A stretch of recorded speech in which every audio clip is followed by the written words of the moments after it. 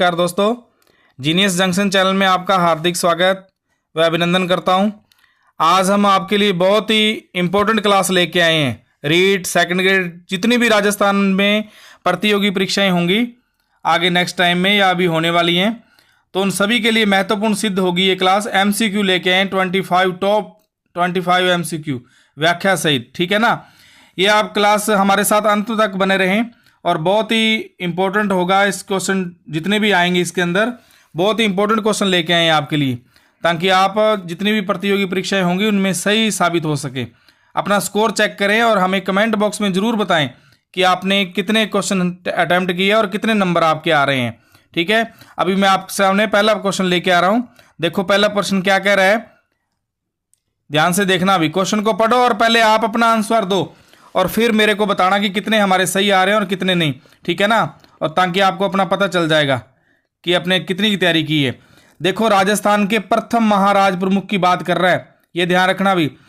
राजस्थान के प्रथम महाराज प्रमुख कौन थे, तो क्या आंसर आएगा इसका, भोपाल सिंह, गोविंद सिंह या गजेंद्र सिंह या गोपाल सिंह, ठीक है। तो राइट आंसर क्या हो जाएगा, ए यानी कि भोपाल सिंह। ये भोपाल सिंह वही तो है जो एकीकरण वाले हैं, ये एकीकरण वाला ये भोपाल सिंह महाराज प्रमुख था ना, उसमें वही है भोपाल सिंह, ठीक है। आगे देखो नेक्स्ट क्वेश्चन, प्रश्न नंबर 2 देखो भाई। प्रश्न नंबर 2 क्या कह रहा है, राजस्थान के प्रथम मुख्य न्यायाधीश। ये प्रश्न को ध्यान से पढ़ना। राजस्थान के प्रथम मुख्य न्यायाधीश पूछ रहा है, तो मुख्य न्यायाधीश कौन होगा। देखो CP जोशी या कमलकांत वर्मा या गोविंद कल्ला या इनमें से कोई नहीं। आप इन चारों में से एक ऑप्शन बताना है आपने कि कौन सा राइट होगा, ठीक है ना। अब देखो इसीलिए मैं आपसे टाइम ले रहा हूं थोड़ा सा, ताकि आप अपना आंसर दे सकें जल्दी से जल्दी, ठीक है। अब इसका आंसर क्या होगा, CP जोशी नहीं, सॉरी CP जोशी नहीं है इसका। राजस्थान के प्रथम मुख्य न्यायाधीश की बात कर रहे हैं ना, कमलकांत वर्मा है। ये CP जोशी काट देना भी आप, CP जोशी नहीं है, कौन है इसका, है कमलकांत वर्मा। देखो ये है कमलकांत वर्मा है, CP जोशी नहीं है, ठीक है ना। ये ध्यान रखना। राजस्थान के प्रथम मुख्य न्यायाधीश कमलकांत वर्मा है। आगे चलो क्वेश्चन नंबर 3। क्वेश्चन नंबर 3 क्या कह रहा है, राजस्थान के प्रथम समाचार पत्र कौन सा था, ये बताओ भैया आप। राजस्थान का ये कहा है अभी, राजस्थान का सर्वप्रथम समाचार पत्र कौन सा था, राजस्थान पत्रिका या सर्वहित या सर्वोपरि या राजस्थान जागृति, ये कौन सा होगा। राजस्थान का प्रथम समाचार पत्र कौन सा था, सर्वहित, ये रहा, बी ऑप्शन राइट हो जाएगा, ठीक है। आप अपने आंसर कमेंट बॉक्स में जरूर बताएं हमें और हमारी वीडियो के लास्ट तक बने रहें, ताकि 25 के 25 क्वेश्चन आपने अटेम्प्ट करने हैं, ये ध्यान रखना भी, ठीक है। आगे क्वेश्चन नंबर चलो 4। प्रश्न नंबर 4 क्या कह रहा है, राजस्थान के प्रथम फिल्म कौन सी थी। राजस्थान की, या ये थोड़ा सा मिसप्रिंट हो गया यहाँ पे, राजस्थान की प्रथम फिल्म कौन सी थी, ठीक है ना। ये बताना है आपने, रमकुड़ी झमकुड़ी या साजना या नजराना या घूमर, ठीक है ना। घूमर के बारे में तो आपको पता ही है, राजस्थान का लोक नृत्य है ये, ठीक है ना, घूमर। और इसका सही आंसर क्या होगा, राजस्थान की प्रथम फिल्म कौन सी थी, तो कौन सी फिल्म हो जाएगी, नजराना। ये राइट आंसर सी होगा आपका, ठीक है ना, प्रथम फिल्म थी नजराना। आगे प्रश्न नंबर 5 देखो, राजस्थान के प्रथम सौर ऊर्जा विद्युतीकृत गांव कौन सा था। विद्युतकृत यानी कि गांव कौन सा था राजस्थान का प्रथम सौर ऊर्जा से, तो कौन सा गांव था इसका, राइट आंसर हो जाएगा नया गांव, ये रहा, ठीक है ना। नया गांव है कहां पर, ये है जयपुर में, ये ध्यान रखना भाई। नया गांव कहां पे है, जयपुर जिले में, ठीक है। आगे क्वेश्चन नंबर 6 चलो। क्वेश्चन नंबर 6 क्या कह रहा है, राजस्थान के प्रथम पवन ऊर्जा परियोजना कहां पर है। पवन ऊर्जा परियोजना बताना है भी आपने। पवन ऊर्जा तो सभी को पता ही है ना, कहां पे है, जैसलमेर में, ठीक है ना। पवन ऊर्जा परियोजना कहां पर है, जैसलमेर में। आगे है क्वेश्चन नंबर 7 देखो। क्वेश्चन नंबर 7, इंटरनेट से जुड़ने वाली पहली पंचायत कौन सी है। पहली पंचायत बतानी है आपने कि इंटरनेट से सबसे पहली कौन सी पंचायत जुड़ी थी, ये बताना है भाई। कौन सी है, नायला, आंधी या रेनवाल या माधोराजपुरा, इन चारों में से आप बताएं कि कौन सी होगी पहली पंचायत। तो कौन सी होगी, नायला। ये नायला पंचायत कहां पे है, कौन से जिले की है नायला पंचायत, जयपुर की है ये भी। ये ध्यान रखना, नायला पंचायत कहाँ की है, जयपुर की। इंटरनेट से जुड़ने वाली प्रथम पहली पंचायत यानी कि, ठीक है, नाला जयपुर है। ठीक है, आगे क्वेश्चन देखो, प्रश्न नंबर 8।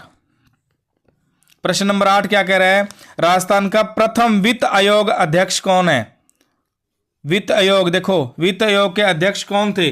पहले पहले पूछ रहा है ये, अब की बात नहीं कर रहा, वर्तमान की बात नहीं कर रहा मैं। राजस्थान का प्रथम, ये ध्यान रखना, प्रश्न को ध्यान से पढ़ना।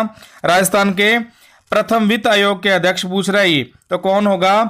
कृष्ण कुमार गोयल, ये ध्यान रखना, के गोयल होगा। ठीक है, आगे प्रश्न नंबर 9 देखो, बहुत ही मोस्ट इंपोर्टेंट क्वेश्चन है 9वां, कि राजस्थान का प्रथम खेल गांव पूछा है इन्होंने। प्रथम खेल गांव कौन सा था? जल्दी से अपना टारगेट बताते रहें साथ के साथ कि क्या आ रहा है, आपका नंबर कितने आ रहे हैं और कौन सा गलत आ रहा है। आप ध्यान से समझे प्रश्न को, मैं विस्तार से आपको बताता रहूंगा। राजस्थान का प्रथम खेल गांव पूछा है इन्होंने, तो आप बताएं कौन सा है? जरौली अलवर, या पोखरण जैसलमेर, या बालेसर जोधपुर, या खींवसर नागौर। ये पोखरण का तो आपको पता ही होना चाहिए कि यहाँ पर परीक्षण केंद्र था, है ना, ये ध्यान रखना भी, परीक्षण केंद्र था ये तो। और इसका सही आंसर क्या होगा? जरौली था अलवर, प्रथम खेल गांव है जरौली अलवर, ये ध्यान रखना भाई। प्रश्न नंबर 10 आगे देखो, राजस्थान की प्रथम रंगीन फिल्म कौन सी है? राजस्थान की प्रथम रंगीन फिल्म ये बतानी है भी, कौन सी है? लाजो राखो, रानी सती, या बादली, या केसरिया बालम, या डुगडुग। ठीक है ना, केसरिया बालम क्या है आपको पता ही है ना, राजस्थान का राज्य गीत है ये केसरिया बालम, पधारो नी मारा देश। ठीक है, तो इसका प्रथम रंगीन फिल्म कौन सी होगी? लाज राखो, रानी सती, ये ए ऑप्शन राइट होगा आपका। आगे चलो क्वेश्चन नंबर 11 में क्या कह रहा है? राजस्थान का प्रथम गो अभ्यारण्य, ये ध्यान रखना भी, गायों के लिए गो अभ्यारण्य कहाँ प्रस्तावित है? राज्य का प्रथम गो अभ्यारण्य कहां पर है? ये ध्यान रखना आप, कौन सा है? अजमेर, अजमेर में है प्रथम गो अभ्यारण्य। ठीक है, वीडियो के लास्ट अंत तक बने रहें और अब सभी प्रश्नों को करें कि कितने आपको आ रहे हैं और कितने नहीं आ रहे। नहीं आ रहा तो आप कुछ सीखोगे इसमें से। बहुत ही अच्छी एमसीक्यू लेके आए हैं स्टैटिक्स जीके की, जो लगभग अमूमन कंपटीशन एग्जामों में आते रहते हैं प्रश्न। आगे क्वेश्चन नंबर 12 देखो, राज्य में प्रथम भूमिगत फायरिंग रेंज, ये ध्यान रखना भी, भूमिगत पूछ रहा है ये, ठीक है ना, राज्य की प्रथम भूमिगत पूछ रहा है, सीधी फायरिंग रेंज नहीं पूछ रहा, सीधी फायरिंग रेंज पूछे, ये ध्यान रखना भी। यहां मैं बता रहा हूं, फायरिंग रेंज के बारे में पूछिए अगर आपसे, तो इसका आंसर होगा जगतपुरा। जगतपुरा कहां पे है? जयपुर में। ठीक है ना, अगर फायरिंग रेंज की बात करें तो कहां पर है? प्रथम जगतपुरा जयपुर में है। और राज्य में प्रथम भूमिगत फायरिंग रेंज की बात कर रहा है ये, न कि सीधी। भूमिगत फायरिंग रेंज कहां पे है? तो कहां पे मिलेगी? सीकर में। ठीक है ना, सीकर इज राइट आंसर होगा इसका। आगे क्वेश्चन नंबर 13 देखो, राज्य का प्रथम सौर ऊर्जा पार्क, ये तो सभी को पता होगा, पोखरण का तो मैंने आपको बता ही दिया कि यहां पर जो परमाणु परीक्षण था, सॉरी, ठीक है ना, पोखरण के अंदर। तो राज्य का प्रथम सौर ऊर्जा पार्क कहां पर है? ये ध्यान रखना भी, कौन सा है? बड़ला जोधपुर। ठीक है, ये सभी को पता है। और दूसरा अगर पूछ ले आपसे, ये तो प्रथम पूछ रखा है ना, प्रथम सौर ऊर्जा पार्क कहां पे है? बड़ला जोधपुर में। अगर सेकंड नंबर पूछ ले तो सेकंड नंबर कहां पे बनेगा इसका? सेकंड नंबर है इसका नोख। ये नोख कहां पे है? जैसलमेर में। ये ध्यान रखना भाई, नोख जैसलमेर में। प्रथम पूछे सौर ऊर्जा पार्क तो बड़ला जोधपुर राइट आंसर होगा। अगर सेकंड पूछे तो नोख जैसलमेर में। ठीक है, आगे प्रश्न नंबर 14 चले। प्रश्न नंबर 14 क्या कह रहा है? प्रथम परमाणु परीक्षण स्थल, आपको मैं बार बार पीछे पहले क्वेश्चनों में बता रहा हूं कि प्रथम परमाणु परीक्षण हुआ था, वो कौन सा स्थल है? सीधी सी बात है, पोखरण जैसलमेर में हुआ था। ठीक है, बी इज राइट आंसर। आगे चलो क्वेश्चन नंबर 15, राजस्थान का प्रथम ई कोर्ट, राजस्थान की प्रथम ई कोर्ट कौन सी है भाई? ई कोर्ट यानी कि, ठीक है, कौन सी है? जोधपुर। आगे चलें, क्वेश्चन नंबर 16, राजस्थान में प्रथम रेल सेवा मार्ग, ये सभी को पता होगा लगभग, प्रथम रेल सेवा मार्ग कौन सा है? आगरा से बंदीकुई, या आगरा से जयपुर, या फिर जोधपुर से हरिद्वार, या अजमेर से जयपुर, कौन सा होगा राइट आंसर? आगरा से बंदीकुई। ठीक है ना, ये राइट आंसर होगा आपका ये ऑप्शन। आगे प्रश्न नंबर 17 देखो, राजस्थान का प्रथम संस्कृत विश्वविद्यालय कौन सा है? प्रथम संस्कृत विश्वविद्यालय पूछा है भी इसने, कौन सा होगा राइट आंसर? जयपुर।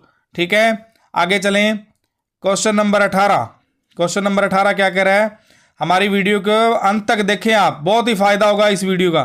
ठीक है, क्या कह रहा है 18 नंबर, मेवाड़ रियासत का राज वाक्य है, यानी कि इसका वाक्य क्या था, ध्येय वाक्य कौन सा था इसका, मेवाड़ रियासत का राज वाक्य जो था, रणबंका राठौड़, या फिर उत्तरभंड किवाड़ भाटी, या फिर जय जंगलधर बादशाह, या फिर जो दृढ़ राखे धर्म को तिही राखे करतार, कौन सा होगा राइट आंसर बताएं आप। ठीक है, इसका राइट आंसर होगा ऑप्शन नंबर डी, ये राइट आंसर होगा। ठीक है, आगे चलें, क्वेश्चन नंबर 19वीं मोस्ट इंपोर्टेंट क्वेश्चन है अभी, क्वेश्चन नंबर 19, रूपायन संस्थान के बारे में पूछा है, बौरुंदा कहां पर स्थित है, रूपायन संस्थान। ठीक है, बौरुंदा पूछा है कहां पर है, जोधपुर में है रूपायन संस्थान, ये ध्यान रखना भाई। ठीक है, अब आगे प्रश्न चलो, क्वेश्चन नंबर है 20, क्वेश्चन नंबर 20 क्या कह रहा है, राजस्थान ललित कला अकादमी कहां पर है, राजस्थान ललित कला के बारे में पूछा है भाई इसने, राजस्थान ललित कला अकादमी कहां पर है, ये जोधपुर का तो आपने देख ही लिया, अभी पीछे प्रश्न किया था। ठीक है ना, ललित कला अकादमी कहां पर होगी, जयपुर में होगी। और जयपुर में इसकी स्थापना कब की गई थी, अगर स्थापना के बारे में अगर बाई चांस आपसे पूछ ले तो 1957 में, 1957 में इसकी ललित कला की स्थापना हुई थी जयपुर में। ठीक है, अब आगे चलें, प्रश्न नंबर 21, प्रश्न नंबर 21 क्या कह रहा है, बहुत ही इंपॉर्टेंट क्वेश्चन है भाई, इसको तो लगा ही लेना आप मार्क। ठीक है, राजस्थान का थर्मोपली किसे कहा जाता है, थर्मोपली, ये ध्यान रखना भी, राजस्थान की थर्मोपली किसे कहा गया, किसे कहा गया अभी, हल्दी घाटी या दिवेर या माउंट आबू या कुंभलगढ़, ये इन चारों में से आपने बताना है। तो थर्मोपली किसे कहा गया, राजस्थान की हल्दी घाटी को, राइट आंसर ए होगा। तो दिवेर के बारे में भी आपको पता होना चाहिए ना, दिवेर को क्या कहा जाता है, दिवेर को देखो, दिवेर हल्दी घाटी के बारे में तो पता चल गया आपको, राजस्थान की थर्मोपली है हल्दी घाटी, राइट आंसर तो ये होगा इसका। परंतु दिवेर के बारे में मैं आपको बताता हूं, इंपॉर्टेंट क्वेश्चन है ये, मेवाड़ का मैराथन कहा जाता है इसे, मेवाड़ का मैराथन, ये ध्यान रखना भाई, मेवाड़ का मैराथन किसे कहा जाता है, दिवेर को कहा जाता है। ठीक है ना, अब आगे देखो, क्वेश्चन नंबर 22, क्वेश्चन नंबर 22 क्या कह रहा है, राजस्थान की वैष्णो देवी किसे कहा गया भाई, ये बताना है आपने, राजस्थान की वैष्णो देवी, राजस्थान की वैष्णो देवी कौन सी है, तनोट माता जैसलमेर, या जमुआ माता जयपुर, जीर्ण माता सीकर, या अर्बुदा माता माउंट आबू, इन चारों में से आपने राइट आंसर बताना कौन सा होगा। तो राजस्थान की वैष्णो देवी, मेरे को पता लगभग बच्चे क्या कर रहे हैं, तनोट माता को कर रहे हैं राइट आंसर इसको, तो तनोट माता राइट आंसर नहीं होगा, इसने राजस्थान की वैष्णो देवी पूछा है भी किसे कहा गया है, तो कौन सा होगा, अब अर्बुदा माता माउंट आबू वाली, इसको कहा गया है राजस्थान की वैष्णो देवी। अगर तनोट माता के बारे में बात करें तो ये क्या है, थार की वैष्णो, इसे थार की वैष्णो कहा जाता है भाई, ये ध्यान रखना, थार की वैष्णो किसे कहा जाता है, तनोट माता जैसलमेर को। अगर राजस्थान की वैष्णो देवी के बारे में करें तो अर्बुदा माता माउंट आबू है। ठीक है, आगे प्रश्न नंबर 23, प्रश्न नंबर 23 भी मोस्ट इंपोर्टेंट क्वेश्चन है भाई, मारवाड़ का गांधी पूछा है इसने, मारवाड़ का गांधी किसे कहा जाता है, ये ध्यान रखना, मारवाड़ का गांधी किसे कहा गया है, यानी कि मारवाड़ का गांधी क्या होगा, ऑप्शन देखो, जयनारायण व्यास, या गोकुल भाई भट्ट, माणिक्यलाल वर्मा, भोगीलाल पांडे, इन चारों में से आप राइट आंसर बताना है कौन सा होगा। तो राइट आंसर क्या होगा, मारवाड़ का गांधी पूछा है इसने। ठीक है ना, मारवाड़ का गांधी क्या होगा, जयनारायण व्यास, ये राइट आंसर होगा भी, ऑप्शन नंबर ए। और मैं इनके बारे में भी बता देता हूं थोड़ा बहुत, देखो भोगीलाल पांडे के बारे में बताता हूं, इसको क्या कहा जाता है, भोगीलाल पांडे को वागड़ का गांधी, ये ध्यान रखना भाई। ठीक है, वागड़ का गांधी कहा जाता है इसे, भोगीलाल पांडे को। ठीक है, और गोकुल भाई भट्ट को क्या कहा जाता है, राजस्थान का गांधी, इस गोकुलाल भट्ट को राजस्थान का गांधी, ये सभी नोट कर लेना भी आप प्रश्न। ठीक है ना, देखो मारवाड़ का गांधी किसे कहा गया है, जयनारायण व्यास को, इसका राइट आंसर हो गया। गोकुल भाई भट्ट के बारे में मैंने बता दिया, राजस्थान का गांधी की बात आए तो गोकुल भाई भट्ट होगा। अब एक रह गया माणिक्यलाल वर्मा, माणिक्यलाल वर्मा को क्या कहा जाता है, मेवाड़ का गांधी, ये भी ध्यान रखना भी, मेवाड़ का गांधी किसे कहा गया है, तो किसे को बात करोगे? माणिक्यलाल वर्मा को। और भोगीलाल पांडे की बात करें तो वाकड़ का गांधी। ये चारों के बारे में मैंने बता दिया। अब आगे देखो प्रश्न नंबर 24। प्रश्न नंबर 24 क्या है कि 1857 की क्रांति के प्रथम शहीद बताना है भाई। प्रथम शहीद कौन हुए थे 1857 की क्रांति में? थोड़ी सी क्लास लेट होगी, पहले मैंने कम्युनिटी में टाइम डाला था कि 3 बजे, थोड़ा सा लेट हो गए क्योंकि थोड़ा टाइम नहीं था आज, इसलिए लेट आ रहे हैं। और आप अंत तक हमारे साथ बने रहें, पूरी वीडियो देखें और अपना स्कोर जरूर हमें कमेंट बॉक्स में बताएं। आप ये ध्यान नहीं देते कि कमेंट करना है या नहीं करना, कमेंट बॉक्स में जरूर कमेंट किया करें कि आपके कितना स्कोर आ रहा है, ताकि हमें पता चले कि आपकी तैयारी कितनी है। ठीक है, अब देखो ये 1857 की क्रांति के प्रथम शहीद पूछ रहा है, तो क्या आएगा? सेठ दामोदर दास राठी, या विजय सिंह पथिक, या अमरचंद भाटिया, या हरिदेव जोशी। इन चारों में से बताना है भी आपने कौन सा होगा। राइट आंसर क्या होगा? अमरचंद भाटिया। ये थे 1857 के प्रथम शहीद। ध्यान रखना, मोस्ट इंपोर्टेंट क्वेश्चन है। अब लास्ट और अंतिम प्रश्न है 25वां। ये आपने खुद करना है। करंट जीके का प्रश्न लेके आया हूं आपके लिए, बाद में टाइप कराया स्पेशल। ठीक है ना? आपने 25वां क्वेश्चन मोस्ट इंपोर्टेंट है, महा वाउचर योजना का शुभारंभ कब हुआ था? ये आपने हमें कमेंट बॉक्स में बताना है भाई। क्या है? महा वाउचर योजना का शुभारंभ कब हुआ था?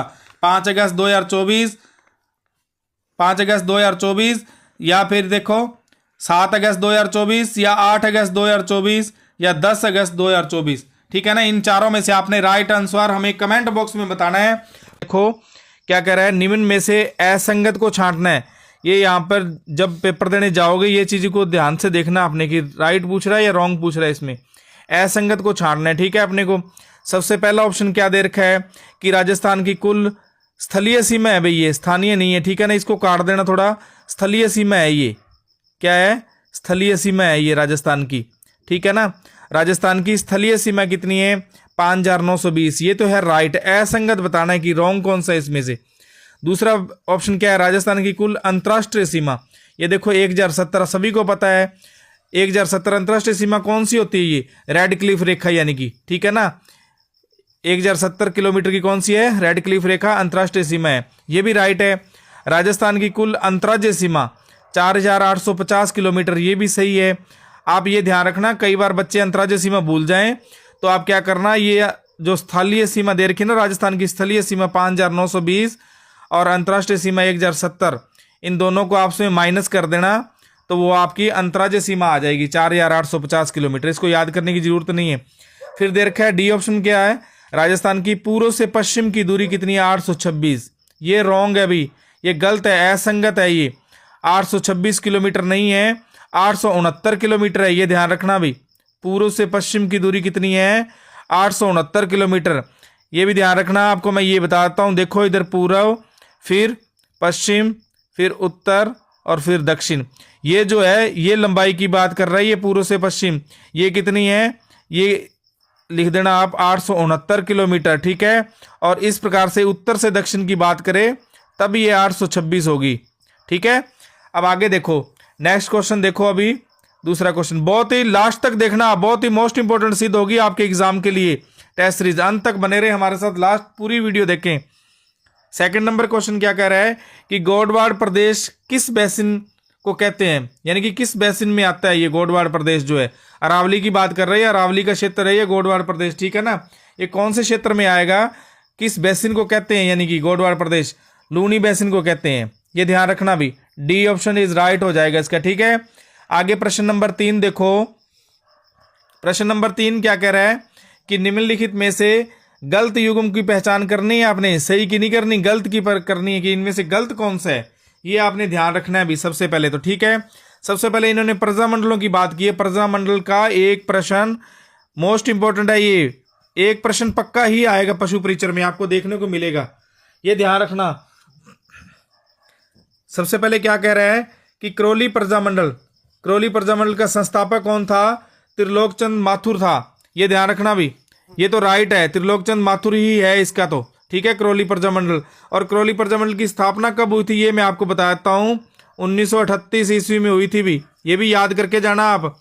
कई बार क्या होता है प्रजामंडलों की स्थापना के बारे में पूछता है, तो क्रोली प्रजामंडल की स्थापना कब हुई थी? 1938 में, और इसके संस्थापक कौन थे? त्रिलोकचंद माथुर थे। फिर ऑप्शन नंबर 2 दे रखा है बीकानेर प्रजामंडल। बीकानेर प्रजामंडल की स्थापना हुई थी 1936 में, 1936 में, और ये पंडित हरिनारायण शर्मा नहीं थे भी, यही असंगत है इसमें, ये गलत है। इसका राइट आंसर बी, ये 2 नंबर हो जाएगा कि पंडित हरिनारायण शर्मा नहीं है। इसका कौन था? मग्गाराम वैद्य था भी, मग्गाराम वैद्य, ये ध्यान रखना, ठीक है। मेवाड़ प्रजामंडल का बलवंत सिंह मेहता ही था, परंतु मेवाड़ प्रजामंडल की स्थापना कब हुई थी ये मैं बताता हूँ आपको। 1938 में हुई थी इसकी स्थापना भी। और झालावाड़ प्रजामंडल की स्थापना का संस्थापक था मांगीलाल भव्य, और इसकी स्थापना हुई थी 1946 के अंदर, ये ध्यान रखना। इसने गलत युगम पूछा है, गलत युगम यही है, बीकानेर प्रजामंडल का संस्थापक मग्गाराम वैद्य था, परंतु इन्होंने दे रखा है पंडित हरिनारायण शर्मा, ये ध्यान रखना, ठीक है। इसमें प्रीवियस क्वेश्चन भी डाले हुए हैं, जितने भी कंपटीशन में प्रीवियस पेपर हुए हैं उनके प्रश्न भी हम आपके सामने लेके आए हैं। आप इसको अच्छी तरह से लगा के देखें, जो नहीं समझा रहा वो ध्यान से करें, उसको ध्यान से देखें बार बार, ठीक है। अब आगे वाला प्रश्न कौन सा है? 4 नंबर, कौन से स्थल को धूलकोट भी कहते हैं? ये ध्यान रखना भी, धूलकोट किसे कहा जाता है आपको पता होना चाहिए कि धूलकोट किसे कहा जाता है। आहड़ सभ्यता को धूलकोट के नाम से जाना जाता है भी, आहड़ सभ्यता को धूलकोट के नाम से जाना जाता है। धूलकोट के बारे में, आहड़ सभ्यता के बारे में मैं थोड़ा सा आपको जानकारी दे दूं। आहड़ सभ्यता जो है वो आयड़ नदी के किनारे स्थित है भी, आयड़ नदी के किनारे। आहड़ सभ्यता कहाँ है स्थित है? आयड़ नदी के किनारे स्थित है, ठीक है ना। आयड़ नदी को ही बेड़च नदी भी कहा जाता है भी, ये ध्यान रखना, बेड़च नदी भी ऑप्शन में आ सकता है, ठीक है ना। और इसकी खोज किसने की थी? अक्षय कीर्ति व्यास ने। इसकी खोज किसने की थी? अक्षय कीर्ति व्यास, ये ध्यान रखना। खोजकर्ता भी पूछ लेता है कई बार, ठीक है ना। खोजकर्ता किसने? खोजकर्ता कौन है? अक्षय कीर्ति व्यास। कब की थी खोज? 1953 में, ये ध्यान रखना, 1953 में की थी। और उत्खनन की बात करें, उत्खनन के बारे में कई बार पूछ लेता है। उत्खनन किसने किया था?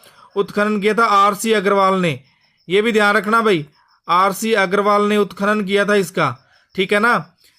इतना ध्यान रखना। कालीबंगा के बारे में आपको पता ही है, कालीबंगा घग्गर नदी के किनारे स्थित है, हनुमानगढ़ में है। ये पीलीबंगा भी एक सभ्यता थी, पीलीबंगा भी हनुमानगढ़ में स्थित है, ठीक है ना। आगे देखो नेक्स्ट क्वेश्चन, क्वेश्चन नंबर 5।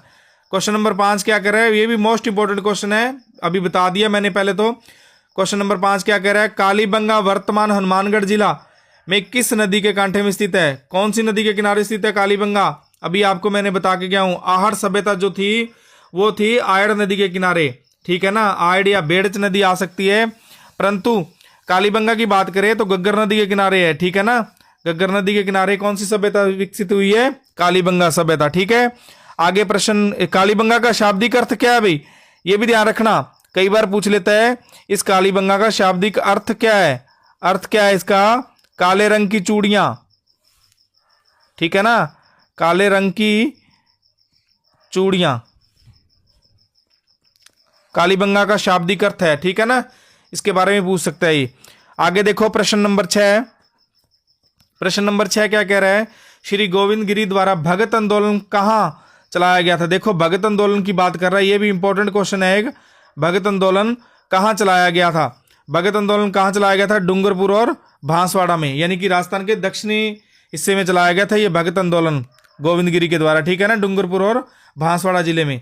आगे देखो प्रश्न नंबर 7 क्या कह रहा है? हमारी वीडियो को अंत तक देखें, आपको बहुत ही लाभदायक सिद्ध होगी ये पशु परिचय वाले स्टूडेंट्स के लिए। आगे देखो एक उसी से संबंधित एक प्रश्न लेके आए हैं आपके लिए कि मालपुरा जो है वो किसकी नस्ल है? मालपुरा आप सभी को पता ही है, मालपुरा किसकी नस्ल है? भेड़ की नस्ल है एक। मालपुरा किसकी नस्ल है? भेड़ की, ठीक है। आगे नेक्स्ट प्रश्न देखो, ये कई प्रश्न ऐसे हैं जो प्रीवियस पेपरों में पूछे गए हैं, उसी प्रकार से हम लेके आए हैं आपके लिए। राजस्थान में निम्न में से कौन सी रब्बी की फसल है? रब्बी और खरीफ आपको पता ही है, 2 प्रकार की फसल है। एक तीसरी और क्या कौन सी है?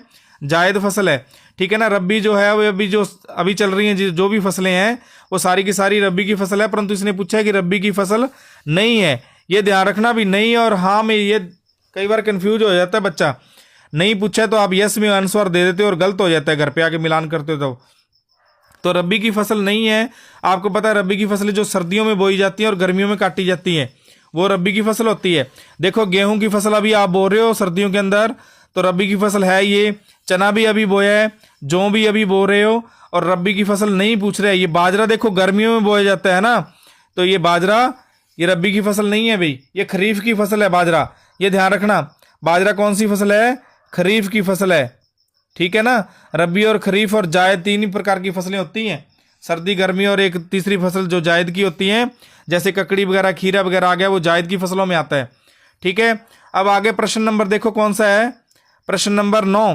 पंचभद्रा झील, पंचभद्रा झील कौन सी है? मीठे पानी की है या खारे पानी की या फिर मिश्रित पानी की या विशेष पानी की? इन चारों में से आपने बताना है। आप राइट आंसर दें ताकि आपको पता चले कि आपके कितने आंसर से सही आ रहा है प्रश्न। तो पंचभद्रा झील क्या है? खारे पानी की झील है भी एक। पंचभद्रा झील है कहां पर? यह ध्यान रखना, पंचभद्रा झील कहां पे है? बाड़मेर में है, ठीक है। पंचभद्रा झील कहां पे है? बाड़मेर में। आगे प्रश्न नंबर 10। छप्पन का मैदान कौन सी नदी द्वारा निर्मित है? छप्पन का मैदान, छप्पन का मैदान देखना है कौन सी नदी द्वारा निर्मित है? माही नदी द्वारा। ये ध्यान रखना, छप्पन का मैदान माही नदी द्वारा। माही नदी का आपको पता ही है, जो कर्क रेखा को 2 बार काटती है, अभी एमपी से निकलती है ना इस प्रकार से, उल्टे यू आकार की नदी। ये भी ध्यान रखना, माही नदी को कहते हैं उल्टे यू आकार की नदी, ठीक है। कर्क रेखा को 2 बार काटने वाली नदी कौन सी है? माही नदी है। और छप्पन का मैदान कौन सी नदी द्वारा निर्मित है? माही नदी द्वारा, ठीक है। आगे नेक्स्ट क्वेश्चन, प्रश्न नंबर 11 देखो। कुचामनी ख्याल के बारे में निम्न में से कौन सा कथन सही नहीं है? यह भी ध्यान रखना, कुचामनी ख्याल के प्रवर्तक लच्छीराम है, ये तो सही है। कुचामनी ख्याल में लोकगीतों की प्रधानता होती है, ये भी राइट है। यह ख्याल साय से लेकर सुबह तक जारी रहता है, ये भी राइट है। इसमें पुरुष पात्र और स्त्री चरित्र का अभिनय नहीं करते, ये गलत है भाई, ठीक है ना। राइट आंसर यही हो जाएगा डी इसका, इसने नहीं पूछा है अपने से, ये ध्यान रखना। आगे क्वेश्चन नंबर 12 देखो। क्वेश्चन नंबर 12 क्या कह रहा है? निम्नलिखित में से कौन सा आभूषण कान पर पहना जाता है? अभी कान के आभूषणों की बात करनी है। आपने आभूषण लगभग आपने पढ़ लिए होंगे। कान के आभूषण, कान पर पहने जाने वाला आभूषण कौन सा है? 20 है, ठीक है। ऑप्शन नंबर सी राइट हो जाएगा इसका। आगे प्रश्न नंबर 13 देखो। निम्न में से कौन से लोक देवता फेरों के बीच से ही उठकर, ये देखो सभी ने पढ़े होंगे देवी देवताओं के बारे में कि फेरों के बीच से ही उठकर देवल चारणी की गायों को छुड़ाने चले गए थे, ठीक है ना। जिंदा राव खिंची से छुड़ाने के लिए कौन से देवता गए थे? आपको सभी को पता होना चाहिए भी, गायों को छुड़ाने के लिए कौन से देवता गए थे? तो या गोगा जी, रामदेव जी, पाबू जी, और एक और है मेहा जी, मांगलिया जी। कौन से देवता थे जो फेरों के अंदर से उठकर चले गए थे देवल चारणी की गायों को छुड़ाने के लिए जिंदा राव खिंची से? तो कौन थे? पाबू जी थे, ठीक है ना। पाबू जी को लक्ष्मण का अवतार कहा जाता है, ये ध्यान रखना, लक्ष्मण का अवतार माना जाता है पाबू जी को, ठीक है। आगे देखो प्रश्न, वीडियो को अंत तक देखें आप, पूरी की पूरी वीडियो आपको बहुत ही लाभदायक सिद्ध होगी ये। आगे प्रश्न नंबर 14 क्या कह रहा है कि राजस्थान की कौन सी शैली श्रावक, प्रतिक्रमण, सूत्र चूर्णी चित्रकला पर आधारित प्राचीन संग्रह है? ये सभी को पता है, ये प्राचीन ग्रंथ है, बहुत बड़ा प्राचीन संग्रह है, एक मेवाड़ से संबंधित है ये, ठीक है ना। ये ध्यान रखना, ऑप्शन नंबर ए राइट होगा इसका। आगे प्रश्न नंबर 15 देखो। बीकानेर के प्रसिद्ध राजा जो मुगल शैली के उस्ता चित्रकारों को लाहौर से बीकानेर लाए थे भी, लाहौर से कौन सी चित्रकला आई थी? आपको पता ही होगा मुगल शैली की, कौन लेके आया था उसको? लाहौर से जो उस्ता चित्रकला, उस्ता क्या होती है पता है आपको? जो ऊंट पर चित्रांकन करते हैं, ऊंट पर चित्रांकन किया जाता है, ठीक है ना, उसको उस्ता कला कहते हैं, ये ध्यान रखना भाई। चित्रांकन, जो ऊंट पर चित्रांकन करते हैं उसको उस्ता कला कहते हैं। ये सोने से की जाती है, सोने की नक्काशी की जाती है सोने से, ठीक है ना। इसको लाहौर से कौन लेके आया था? बीकानेर कौन सा शासक था? अनूप सिंह लेके आया था, ये ध्यान रखना। ऊंट पर चित्रांकन को कहते हैं उस्ता कला, ये भी ऑप्शन पेपर में पूछ लेता है कई बार। आगे प्रश्न नंबर 16 क्या कह रहा है? निम्न में से किसने राजस्थान की बहुरूपीय कला को विदेशों में प्रदर्शित किया था? बहुरूपीय कला के लिए आपको पता ही है कि बंदा है जानकीलाल भांड था ये, ठीक है ना। जानकीलाल भांड था जो बहुरूपीय कला को विदेशों में प्रदर्शित किया था इसने, ठीक है। आगे प्रश्न नंबर 17 देखो। मेवाड़ का भीष्म पितामह किसे कहा गया था? रावचुंडा को, ये भी ध्यान रखना भाई। भीष्म पितामह किसे कहा गया है? रावचुंडा को। मेवाड़ का भीष्म पितामह कहा गया था इसे, रावचुंडा को। आगे देखो प्रश्न नंबर 18। इन्हीं प्रश्नों में से लगभग पेपर में काफ़ी क्वेश्चन आ जाएंगे, आपको बहुत ही लाभदायक सिद्ध होगा, पेपर बहुत ही अच्छा जाएगा आपका। ध्यान से इसको पढ़ के जाना और आगे सभी स्टूडेंट्सों को शेयर करना ये वीडियो, ताकि ज़्यादा से ज़्यादा बच्चों को लाभ हो सके, इस वीडियो का देख सके सभी बच्चे। प्रश्न नंबर 18 क्या कह रहे हैं? त्राइन के द्वितीय युद्ध में पृथ्वीराज तृतीय किससे हारा था भाई? देखो त्राइन जो था युद्ध हुए थे पृथ्वीराज तृतीय और किसके बीच में हुआ था? मोहम्मद गौरी के बीच में, ठीक है ना। 2 युद्ध हुए थे इनमें, एक तो हुआ था 1191 को और दूसरा हुआ था 1192 को, ठीक है ना। दोनों के दोनों युद्ध ही पृथ्वीराज तृतीय और मोहम्मद गौरी के बीच में। ये रहा मोहम्मद गौरी, राइट आंसर यही है। मैं आपको थोड़ा सा इसके बारे में बता देता हूँ कि त्राइन के द्वितीय युद्ध में पृथ्वीराज तृतीय किससे हारा था? मोहम्मद गौरी से हारा था। आपको इतना पता चल गया कि ये 2 युद्ध हुए थे इनके बीच में त्राइन के, एक तो 1192 में हुआ था और एक 1192 और 1191 में, ठीक है ना। दोनों युद्ध पृथ्वीराज तृतीय और मोहम्मद गौरी के बीच में हुआ था। पहला युद्ध भी इनके बीच में हुआ था, परंतु पहले युद्ध के अंदर पृथ्वीराज चौहान जो पीसी वो पृथ्वीराज तृतीय वो जीत गया था मोहम्मद गौरी से, और दूसरे युद्ध में क्या हुआ था? मोहम्मद गौरी जीत गया था पृथ्वीराज तृतीय से। ये ध्यान रखना भाई। आगे देखो, आगे प्रश्न नंबर 19 देखो। अकबर ने नागौर दरबार के बारे में सभी को पता है। नागौर दरबार का आयोजन कब किया गया था? तो कब किया गया था? 1570 ईस्वी में नागौर दरबार का आयोजन किया गया था भाई।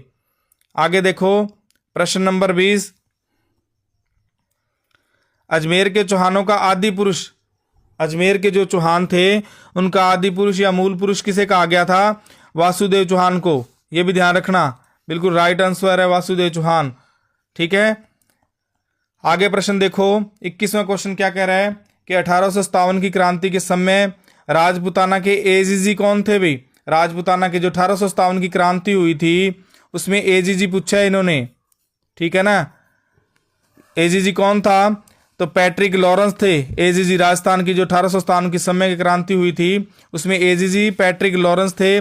जेम्स टोड के बारे में तो आपको कर्नल जेम्स टोड के पता ही है कि इन्होंने annals and activities of Rajasthan की पुस्तक लिखी थी और इन्हें घोड़े वाले बाबा के नाम से भी जाना जाता है अभी, जेम्स टोड को, ठीक है। और मैकमोसन क्या था? मैकमोसन के बारे में आपको सभी को पता ही है। मैकमोसन ने क्या, मेवाड़, ये शावर्स के बारे में देखो पहले। तो शावर्स में क्या था? मेवाड़ में था ये पॉलिटिकल एजेंट। मेवाड़ का कौन था? पॉलिटिकल एजेंट था पीए, यानी कि कौन था? शावर्स था मेवाड़ का। और मैकमोसन कहाँ का था? मारवाड़ का, ठीक है ना। इसी मैकमोसन का सिर काटकर पूरे आउवा किले में, यानी कि आउवा के किले पर टांग दिया था, लटका दिया था मतलब कि, ठीक है ना। मैकमोसन का सिर जो काटकर कहाँ पर लटका दिया था? आउवा के किले पर, ठीक है ना। और मेवाड़ का पॉलिटिकल एजेंट कौन था? शावर्स था। आगे क्वेश्चन नंबर 22 देखो। निम्नलिखित में से किस शहर में सवाई जय सिंह द्वितीय ने वेधशाला का निर्माण नहीं करवाया? नहीं की बात कर रहा है, ये ध्यान रखना। दिल्ली में इसने करवाया था जय सिंह द्वितीय ने वेधशाला का निर्माण, और जयपुर में भी करवाया था, उज्जैन में भी करवाया था, आगरा में नहीं करवाया अभी इसने, ठीक है ना। ये ध्यान रखना।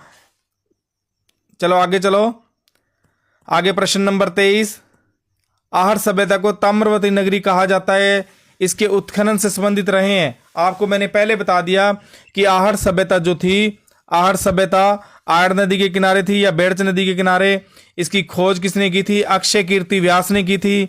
इसने पूछा उत्खनन से संबंधित। ताम्रवर्ती नगरी भी कहा जाता है इसे, मोस्ट इंपोर्टेंट क्वेश्चन है ये। ताम्रवर्ती नगरी किसे कहा जाता है, ठीक है ना। अगर जननी की बात, ताम्रवर्ती जननी कहा जाए तो जननी किसको कहा जाता है? ताम्रवर्ती की जननी तो कौन सी है? गणेश्वर सभ्यता को कहा जाता है।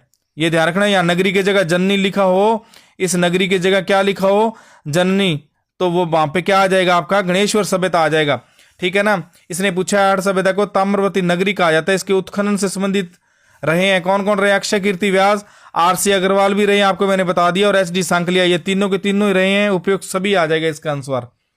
आगे क्वेश्चन नंबर 24। अकबर द्वारा राणा प्रताप को देखो भाई समझाने के लिए भेजे गए दूत। आपको पता है कि जब हल्दी घाटी का युद्ध हुआ था तो सबसे पहले अकबर ने सोचा कि इससे बात करके भी युद्ध को टाल सकते हैं अपने। तो सबसे पहले अकबर ने क्या किया? महाराणा प्रताप को समझाने के लिए दूत भेजे थे।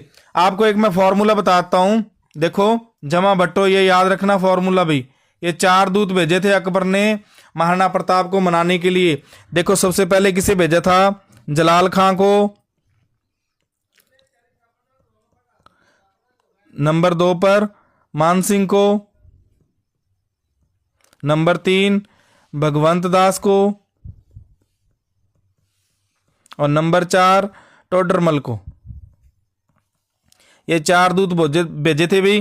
क्रम वाइज भी याद रखना कि सबसे पहले किसे भेजा और अंत में इसने पूछा कि अकबर द्वारा प्रताप को समझाने के लिए भेजे गए दूत कौन कौन से थे। जलाल खां इसमें आया हुआ है, आपको बता दिया। मान सिंह भी था, भगवंत दास भी था। ऑप्शन नंबर डी ये सभी के सभी राइट हैं। और एक और टोडरमल रह गया, टोडरमल भी इसमें था। 4 दूत भेजे थे अकबर ने महाराणा प्रताप को समझाने के लिए। ठीक है, आगे देखो प्रश्न नंबर 25, हल्दी घाटी युद्ध की योजना किस दुर्ग में बनी थी? जब आपको पता है कि 4 दूत अकबर ने भेजे थे महाराणा प्रताप को मनाने के लिए, परंतु जो महाराणा प्रताप थे वो नहीं माने, तो हल्दी घाटी का युद्ध हुआ था इन दोनों के बीच में, अकबर और महाराणा प्रताप की सेना के बीच में और अकबर की सेना के बीच में। तो हल्दी घाटी युद्ध की योजना किस दुर्ग में बनी थी? मैगजीन दुर्ग में। ये ध्यान रखना, राइट आंसर होगा ए। आगे देखो प्रश्न नंबर 26, डूंगरपुर भांसवाड़ा का प्राचीन नाम क्या है? डूंगरपुर भांसवाड़ा का प्राचीन नाम क्या है? वागड़ क्षेत्र के नाम से जाना जाता है भी डूंगरपुर और भांसवाड़ा के प्राचीन नाम को। आगे देखो प्रश्न नंबर 27, गिरी सुमेल का युद्ध। गिरी सुमेल का युद्ध मोस्ट इंपोर्टेंट है, ये भी पेपर में आने के 100% चांस है इसके। गिरी सुमेल का युद्ध कब हुआ था? 1544 में हुआ था अभी। ठीक है ना, किस किस के बीच में हुआ था ये ध्यान रखना। शेरशाह सूरी और किसके बीच में हुआ था? मालदेव के बीच में। ठीक है ना। अब ये गिरी सुमेल का युद्ध कब हुआ था? 1544 में। ये ध्यान रखना, राइट आंसर क्या हो जाएगा? सी हो जाएगा इसका। आगे देखो प्रश्न नंबर 28, आप हमारी वीडियो को अंत तक देखें, बहुत ही लाभदायक सिद्ध होगी आपके एग्जाम के लिए। चाहे आप रीट का एग्जाम दो, चाहे कोई भी एग्जाम दो। मैं ये नहीं कह रहा कि अकेले पशु परिचर वाले ही देखें इस वीडियो को, आगे भी अपने दोस्तों को शेयर करें और लास्ट तक क्वेश्चनों को देखें। इसमें प्रीवियस के क्वेश्चन भी डाले गए जो बड़े बड़े एग्जामों में भी आए हुए क्वेश्चन। ठीक है, अब देखो 28वां क्वेश्चन क्या है? हशमत वाला राजा शासक के नाम से कौन जाना था? हशमत वाला शासक यानी कि कौन था? हशमत वाला शासक कौन था? मालदेव। मालदेव को क्या कहा जाता था? हशमत वाला शासक। प्रश्न नंबर 29, प्रश्न नंबर 29 क्या कह रहा है? महाराणा प्रताप का जन्म कहाँ हुआ था? जन्म बताना है भाई आपने। महाराणा प्रताप का जन्म कहाँ हुआ था? ये इस प्रश्न का उत्तर आपने कमेंट बॉक्स में कमेंट करके देना है कि महाराणा प्रताप का जन्म कहाँ हुआ था। परंतु जन्म के बारे में मैं आपको बताता हूं, परंतु आपने राज्याभिषेक बताना है भी। ठीक है ना, राज्याभिषेक कि महाराणा प्रताप का राज्याभिषेक कहाँ हुआ था। जन्म मैं आपको बताता हूं, महाराणा प्रताप का जन्म कहाँ हुआ था? कुंभलगढ़ दुर्ग में हुआ था जन्म। परंतु आपने राज्याभिषेक के बारे में कमेंट बॉक्स में कमेंट करके बताना है कि महाराणा प्रताप का राज्याभिषेक कहाँ हुआ था। ठीक है, आगे अंतिम प्रश्न देखो इस वीडियो का। सारे क्वेश्चन आपने हल करके देखने हैं और मुझे कमेंट बॉक्स में कमेंट करके बताना है कि आपके कितने आंसर राइट आए हैं। ठीक है ना, ये ध्यान रखना, अगर कोई गलत प्रश्न आपका आ रहा है तो उस वीडियो को देखें आप और समझ कर जाएं प्रश्नों को। अंतिम प्रश्न क्या है? हिंदू सुल्तान किसे कहा जाता था? हिंदू सुल्तान, हिंदू सुल्तान की बात कर रहे हैं, सभी को पता है हिंदू सुल्तान के नाम से कौन जाना जाता था? महाराणा कुंभा। ये ध्यान रखना भाई, हिंदू सुल्तान के नाम से जाना जाता था महाराणा कुंभा। तो इसी प्रकार से ये वीडियो हमारी पूरी हुई। अगर आपको हमारी वीडियो अच्छी लगी हो तो इसे लाइक शेयर, ये ध्यान रखना भी, इसे क्या करना है आपने? लाइक करना है, ठीक है, शेयर करना है और कमेंट करना है और सब्सक्राइब करना ना भूलें। और अपने दोस्तों को ज़्यादा से ज़्यादा शेयर करें इस वीडियो को, ताकि उन सभी को लाभ मिले जो आपको लाभ मिलेगा। जो आप कमेंट करके बताएं कि वीडियो आपको कैसी लगी, ताकि हम एक वीडियो और नेक्स्ट दिन, जब तक पशु परिचर का एग्जाम नहीं हो जाता, अभी भी 6-7 दिन पड़े हैं, तो ज़्यादा से ज़्यादा क्वेश्चन हम आपके लिए मोस्ट इंपॉर्टेंट और प्रीवियस क्वेश्चन भी लेके आएंगे। अगर आपको हमारी वीडियो अच्छी लगी हो तो इसे ज़रूर शेयर और लाइक करें और धन्यवाद।